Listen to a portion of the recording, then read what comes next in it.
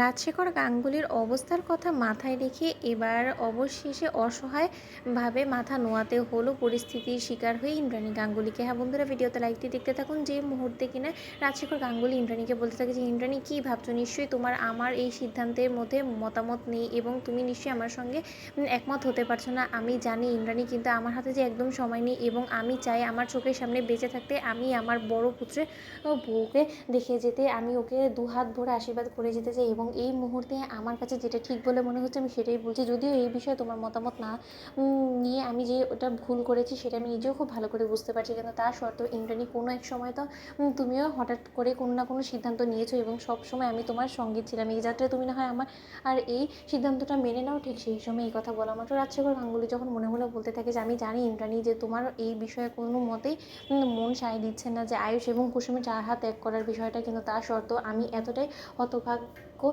বাবা যে আমি তোমাকে চেয়েও সমস্ত সত্যটা বলতে পারছি না। তার কারণ আমি খুব ভালো করে জানি যে যদি একবার তুমি সত্যটা জানতে পারো তাহলে হয়তো বা বাড়িতে তুমুল এক অশান্তির সৃষ্টি হবে এবং সেই অশান্তি কোনো মতে আমি সৃষ্টি হতে দিতে চাই না। তার জন্য আমার এই শারীরিক অবস্থার অবনতির কথা মাথায় রেখেই আমি এই সিদ্ধান্তটা নিয়েছি, যাতে করে কিনা তাদের উপরে কোনো রকম কোনো প্রভাব না আসে এবং মনে মনে আয়ুষের সিদ্ধান্তটা নিয়েছে সেটাও আমি সাথ দিচ্ছি। এই কারণে তার কারণ আমার দীর্ঘ বিশ্বাস যে একমাত্র কুসুমই পারবে আমাদের গাঙ্গুলি পরিবারটাকে জুড়ে রাখতে এবং তার থেকেও বড় কথা আমি প্রতি পদে পদে এটা প্রমাণ পেয়েছি যে কুসুমই একমাত্র আমাদের বাড়ির রক্ষা কবচ। কিন্তু এই সত্যটা তুমি যতদিনই মেনে নেবে ততদিনই অনেকটাই দেরি হয়ে যাবে এবং কোনো রকম গাঙ্গুলি বাড়িতে নতুন করে কোনো অশান্তি সৃষ্টি হোক সেটা আমি চাই না।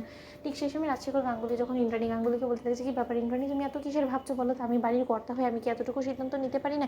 আমি মানছি যে আয়ুষে জীবনের সব থেকে বড় বড় সিদ্ধান্তগুলো তুমিই নিয়েছো, কিন্তু এই যাত্রায় বাবা হয়ে আমি ওর উপর অধিকার করে যদি আমি একটা সিদ্ধান্ত নিই তাহলে কি সেটা খুব বেশি খারাপ হবে?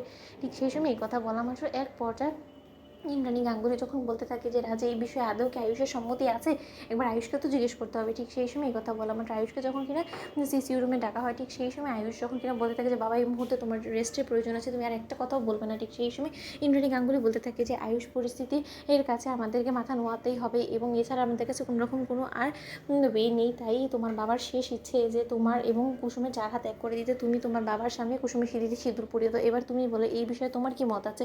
তোমার মত ছাড়া আমরা এক বিন্দু এগোবো না। ঠিক সেই সময় কথা শোনা আমার আয়ুষ চমকে ওঠে এবং আয়ুষ বলতে থাকে যে সর্বনাশ করেছে, বাবা এই বিষয়ে মত দিয়েছে, তার মানে বাবা সমস্তটা দেখে শুনেই সমস্ত প্ল্যানটা করেছে যাতে করে কিনা মায়ের কাছে আমরা ধরা না পড়ে যাই। সত্যি বাবা ইউ আর গ্রেট, কিন্তু তোমার এই অবস্থার জন্য তো সম্পূর্ণরূপে আমরা দায়ী। এর জন্য আমরা আমাদের পাপের প্রায়শ্চিত্ত যতই করি না কেন শেষ হবে না। ঠিক সেই সময় রাজশেখর গাঙ্গুলি বলতে থাকে যে আয়ুষ তোমার কোনো রকম কোনো সিদ্ধান্ত আমি আর শুনতে চাই না। আমার আলটিমেট ডিসিশন এটাই যে তুমি এক্ষুনি আমার সামনে কুসুমকে ডেকে এনে কুসুমের স্মৃতিতে সিঁদুর পরিয়ে দেবে। তো বন্ধুরা লাইক এবং শেয়ার করো, সাবস্ক্রাইব করতে ভুলো না।